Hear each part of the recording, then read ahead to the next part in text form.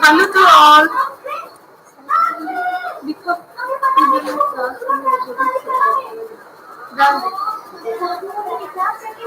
तो बात की थी हमने व्यावहारिक और व्यावसायिक पत्रों के बारे में। कार्यालयीन पत्र किस प्रकार के होते हैं, शायद सबसे ज्यादा प्रयोग में लाने वाले होते हैं। आप लोगों ने मैं मानती हूँ कि आप लोगों ने उस चीज को पढ़ा होगा अच्छी डिटेलिंग से। तो बहुत सारी चीजें उसमें जुड़ी है जो दैनिक जीवन में प्रयुक्त होती है, बार बार प्रयोग में आती है और हमेशा हमें काम रहती है।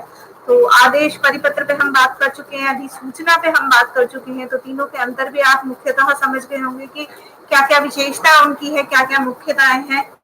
तो आगे इस विषय पे हम आगे बढ़ते हुए आज बात करेंगे अनुस्मारक पे या और ज्ञापन पे। तो पहले हम दोबारा मैं रिपीट कर देती हूँ क्या क्या विशेषताएं रही थी। तो आदेश की सबसे पहले हमने परिपत्र पे बात की थी कि परिपत्र क्या होते हैं। तो परिपत्र ऐसे पत्र होते हैं जिसमें सूचनाएं प्रशासनिक विभाग से भेजी जाती है अपने अधीनस्थ कार्यालय को, और जितने वरिष्ठ कार्यालय हैं वो सूचना प्रस्थापित करते हैं अपने अधीनस्थ कार्यालय को, और जिन सूचनाओं को भेजा जाता है वे सूचनाएं सार्वजनिक होती है और पटल पे सूचना पटल पे लगा दिया जाता है, ताकि उन सूचनाओं से क्या हो, उन सूचनाओं से अन्य लोगों को भी उस विषय में जानकारी मिल जाए और अपना ज्ञान की प्राप्ति वो कर ले। ये जो परिपत्र है रहता है वो परिपत्र में एक ही विषय रहता है। एक परिपत्र का ये विशेषता है उसकी, अपने अधीनस्थ कार्यालय को भेजा जाता है, ये विशेषता है। और जितना भी ये परिपत्र जो रहते हैं वो सार्वजनिक रहते हैं। ठीक है। दूसरा जो पत्र हमने पढ़ा था वो पत्र था आदेश। तो आदेश जो है महत्वपूर्ण सबसे ज्यादा प्रयोग में लाने वाला कार्यालयीन पत्र है। आदेश के अंदर क्या रहता है कि एक से ज्यादा आदेश एक साथ दिए जा सकते हैं। आदेश सार्वजनिक नहीं होते।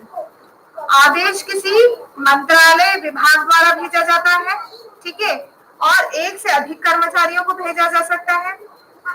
जिससे संबंधित आदेश होगा सिर्फ उसी कार्यालय को जाएगा, जिस व्यक्ति से संबंधित आदेश होगा सिर्फ उसी व्यक्ति को आदेश जाएगा, इसलिए वो सार्वजनिक नहीं होता है। ठीक है।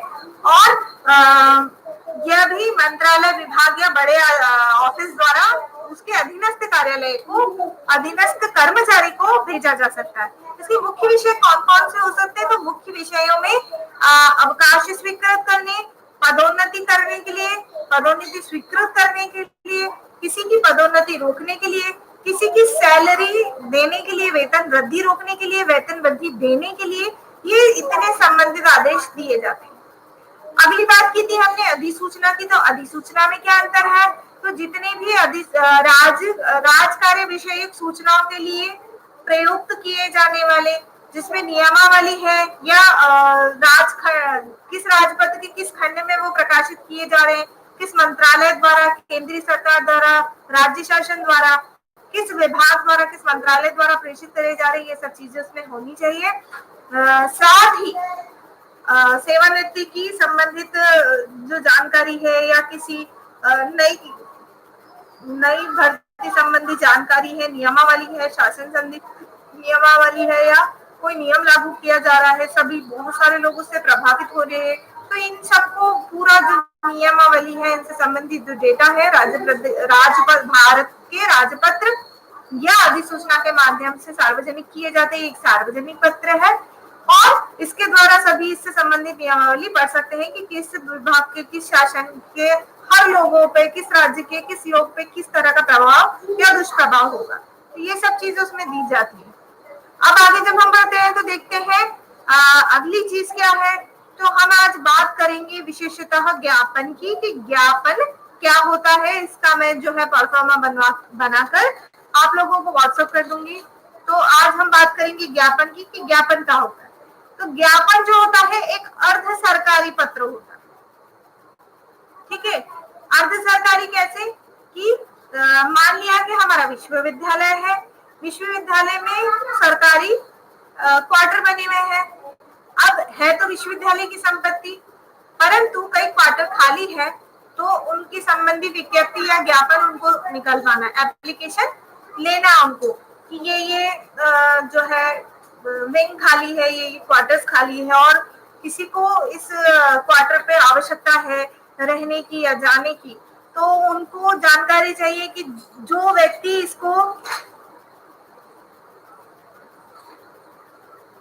अलग अलग व्यक्ति चाह रहा है कि उसको ज्वाइन करे, अलग अलग व्यक्ति चाह रहा है कि वह घर उसको अलॉट हो जाए, तो पहले आओ पहले पाओ की स्थिति या आधिकारिक क्षेत्र की स्थिति, जो भी स्थिति है, सबसे पहले क्या कहा जाएगा, कहा जाएगा कि जिस जिस व्यक्ति को उस क्वार्टर की आवश्यकता है तो एप्लीकेशन देके इस तारीख से इस तारीख तक इस कार्यालय में सबमिट कराए। तो ये आधा पर्सनल है और आधा प्रोफेशनल है ना। आधा व्यक्तिगत है क्योंकि उन्हें अपने इस्तेमाल के लिए चाहिए, और है किसकी, विश्वविद्यालय के ऊपर। तो ये जो विषय हो जाएगा ये अर्ध सरकारी हो जाएगा। तो ऐसे विषयों को के अंतर्गत जितनी भी चीजें हैं वह ज्ञापन के अंदर आ जाएगी। जैसे कि आपको किसी जगह और एडमिशन लेना है और आपको चाहिए आपका स्थानांतरण पत्र, माइग्रेशन, तो आप उसके लिए एप्लीकेशन लेके विभाग अध्यक्ष को देंगे और वो अप्रूव होगी, उसके बाद आपको प्राप्ति होगी उसके लिए। तो ये सब चीजें किसमें आ जाएगी, ज्ञापन में, क्योंकि आपको आपके व्यक्तिगत इस्तेमाल के लिए चाहिए, पर चाहिए क्या, ऑफिशियल कागज चाहिए। ठीक है, तो ये सब चीजें किसमें जुड़ेगी, ऑफिशियल कागज जहां जुड़ जाएगा तो ये ज्ञापन में जुड़ेगी। अब इसमें क्या है कि प्रार्थना पत्रों अन्य पत्रों की प्राप्ति की संबंधी सूचना भेजने के लिए ज्ञापन दिए जाते हैं। पहले मैंने आपको स्पष्ट किया, अब दोबारा इसको मैं समझा देती हूँ। पत्रों व प्रार्थना पत्रों व अन्य पत्रों की प्राप्ति की सूचना भेजने के लिए ज्ञापन दिए जाते हैं। ऐसे आदेश जो पूरी तरह सरकारी नहीं होते उनको ही उनको ज्ञापन के द्वारा भेजा जाता है। ज्ञापन में स्वनिर्देश नहीं होता, इसकी थोड़ी भाषा भी व्यवहारिक हो सकती है। तो ये ऐसे पत्र जितने भी हैं वह क्या कहलाएंगे, ज्ञापन। ठीक है, ऐसे पत्र जो पूरी तरह सरकारी नहीं है और उनको ज्ञापन के द्वारा भेजा जाता है, इनमें प्रार्थना पत्र और नाम पत्र जुड़े होते हैं और उसमें किसी प्रकार का स्वनिर्देश नहीं होता, वह ज्ञापन कहलाते हैं। पांचवा जो पत्र है वो अनुस्मारक कहलाता है। अनुस्मारक, मैंने आपसे जब पहला पत्र लिखा था तो कुछ क्रमांक हमने लिखे हैं हर पत्र में, शुरू में आ उ ई शी और कुछ क्रमांक डले थे, बीच बीच में उसमें श्लेष भी डला हुआ था। तो मैंने कहा था आपको इस विषय में बाद में बताऊंगी। तो जब कोई सरकारी पत्र किसी कार्यालय द्वारा भेजा जाता है या प्राप्त होता है, जैसे आवक और जावक आपने शब्द सुना होगा, तो जब कोई सरकारी पत्र किसी को भेजा जाता है या प्राप्त होता है तो एक रजिस्टर में आने की एंट्री होती है और एक रजिस्टर में उसके जाने की एंट्री होती है। तो वो जो एंट्री का नंबर होता है कि किस विभाग को गया, किसके द्वारा गया, किसने अग्रेषित किया, किस विषय से गया, ये जो एंट्री है, ये एंट्री को ही लिखा जाता है ऊपर क्रमांक। स्पष्ट हुआ? एक बार दोबारा समझा देती हूँ। किसी सरकारी विभाग के द्वारा कोई भेजा गया पत्र या प्राप्त हुए पत्र की जो जानकारी आवक और जावक कहलाती है, वह आने की एंट्री आवक में और जाने की एंट्री जावक में होती है। और वह किस विभाग को भेजा गया, किस विभाग से आया, किसने स्वीकार किया, किसके नाम से था या किसको भेजा गया, किसके नाम से था, यह सारी जानकारी एक रजिस्टर में दर्ज होती है। ठीक है, कई बार ऐसा सुना होगा आपने कि आरटी लगाई, तो जो आरटी लगाते हैं ना, तो उसमें ऐसा बताया जाता है कि इस दिनांक को इस पत्र को जो भेजा गया है उस पर आरटीआई लगाई। तो ये सब डिटेल एक रजिस्टर में मेंटेन होती है, जिसकी वजह से ये सब क्लियरिटी होती है। तो वो आवक और जावक के जो नंबर होते हैं वह कहाँ होते हैं, हर पत्र के सीधे हाथ की तरफ ऊपर, विषय से नीचे। ठीक है, विषय से ऊपर और हेडिंग से, शीर्षक से नीचे।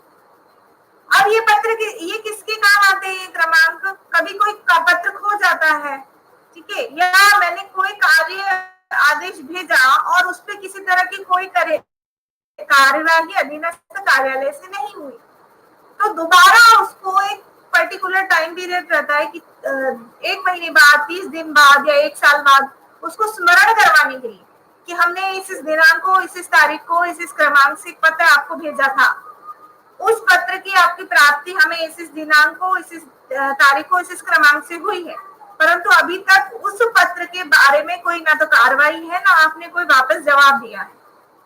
इसलिए उसको स्मरण कराने के लिए, पुनः स्मरण कराने के लिए जो स्मारक पत्र भेजा जा रहा है, उस पत्र का नाम होता है अनुस्मारक, और यही अगला पत्र है जो सबसे ज्यादा प्रयोग में आने वाला पत्र है, उसका नाम है अनुस्मारक। ठीक है, तो वो क्रमांक किस काम आता है? तो अगर उसको स्मरण करवाना है कि वो पत्र भेजा गया, तो वो कैसे बताएगा? वो बताएगा कि उस दिनांक को मैंने आपको इस क्रमांक से पत्र भेजा था, जिसकी मेरे पास प्राप्ति रसीद है, और आप देख के बताएं कि उस पर क्या कार्रवाई हुई विगत दिनों में। तब उस पत्र को खोजा जाता है कि इस दिनांक को ये पत्र आया था और मैंने इसको फॉरवर्ड किया था, तो ये अब अगली टेबल पे कहाँ है। ठीक है, तो ये जो जानकारी रहती है, इसके कारण क्या होता है कि कई सारे एक साथ पत्र आ जाते हैं, और सरकारी विभाग बहुत बड़ा होता है, वो फाइलों में कहीं रह जाते हैं, छूट जाते हैं, दिक्कत आती है। तो सामने वाले को स्मरण करवाने मात्र से नंबरों की मार्किंग से पता पड़ जाता है तुरंत कि ये यहाँ गया था इस टेबल पे, और उसके बाद जिस टेबल पे गया था यहाँ मिलेगा। ठीक है, तो अनुस्मारक पत्र क्या होते हैं? स्मरण कराने के लिए भेजे जाने वाले पत्रों को अनुस्मारक कहा जाता है। कभी कभी भूल से या अन्य किसी कारण से अधीनस्थ कार्यालय द्वारा उच्च कार्यालय के पत्र पर कार्यवाही नहीं की जाती, तब कार्यवाही के लिए उच्च कार्यालय द्वारा पुनः अधीनस्थ कार्यालय को स्मरण कराने के लिए जो पत्र लिखे जाते हैं, उसे अनुस्मारक कहते हैं।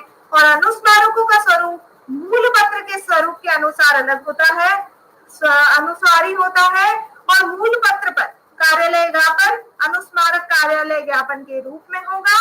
यदि मूल पत्र अर्ध सरकारी पत्र के रूप में था तो अर्ध सरकारी पत्र रूप में ही होगा, किंतु कभी कभी जब पिछले पत्रों के उत्तर नहीं मिल पा रहे हो और मामले का महत्व बहुत ज्यादा संगीन हो गया हो, तो अनुस्मारित पत्र अर्ध सरकारी पत्र के रूप में भेजा जाता है, ताकि उसमें आधी व्यवहारिक भाषा रहे और आधी प्रशासनिक भाषा रहे, और एक तरह से ये सूचना जो है बाद में परिपालन के कार्य में भी आती है, तो ये अनुस्मारक पत्र कहलाता है। अगला और आखिरी जो पत्र है वह है पृष्ठांकन। पृष्ठांकन क्या होता है? कई बार हम जो सरकारी पत्र भेजते हैं, मैंने आपको जो 2 सरकारी पत्र दिए हैं, उन पत्र के नीचे आपको लिख के भेजा था मैंने कि प्रति किस किस को प्रति भेजी गई। ठीक है ना, तो किस किस को प्रति भेजी गई, ये कैसे? तो पृष्ठांकन का उपयोग किस स्थिति में किया जाता है मैं बताती हूँ। जब मूल पत्र को प्रेषक के पास वापस लौटाया जा रहा हो, जब मूल पत्र को यथावत मंत्रालय या संबद्ध कार्यालय को उसकी जानकारी, विचार या विचाराधीन होने के लिए वापस भेजा जा रहा हो, जब किसी पत्र की प्रतिलिपि प्राप्तकर्ता के अतिरिक्त अन्य कार्यालय में भी देनी हो, या यह ध्यान रहे कि सभी सरकारी कार्यालयों के पास प्रतिलिपि भेजनी हो, तो वह पृष्ठांकन कहलाएगा। ठीक है, कैसे कि जो प्रतिलिपि रहती है वो आखिरी में, देखिए आप प्रतिलिपि लेके और किस किस कार्यालय को और भेजा जाना, उसके नीचे उसका नाम लिखा रहता है। मैंने आपको लेटर भेजे, उसमें देखिएगा, उसमें नीचे लिखा है कि प्रतिलिपि, जैसे प्रशासनिक विभाग से नीचे अध्यापन विभाग में एक लेटर आया, पर उसकी प्रतिलिपि लाइब्रेरी में भी जाएगी, एक एक शिक्षक के पास जाएगी, उन सबके नाम डेटा नीचे रहेंगे, तो उससे क्या रहता है, पता लग जाएगा कि किस किस को ये पृष्ठ भेजा गया। तो इस तरह से पृष्ठांकन होता है। आपके 6 मुख्य पत्र थे जिसपे हम विचार कर चुके। कार्यालयीन पत्र जो मुख्य पत्र थे वो कौन कौन से थे? तो पहला था आपका परिपत्र, दूसरा आदेश, तीसरा आपका पत्र था अधिसूचना, चौथा पत्र था ज्ञापन, अगला पत्र था अनुस्मारक, और सबसे आखिरी में पृष्ठांकन। तो यह महत्वपूर्ण बातें आपकी हम कर चुके हैं। और व्यावसायिक पत्रों के बारे में हम कल बात करेंगे।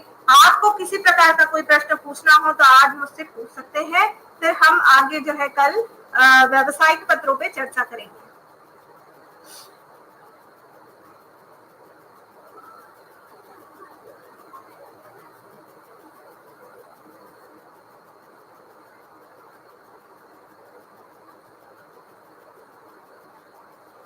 इसी तरह का कोई प्रश्न आपको पूछना है?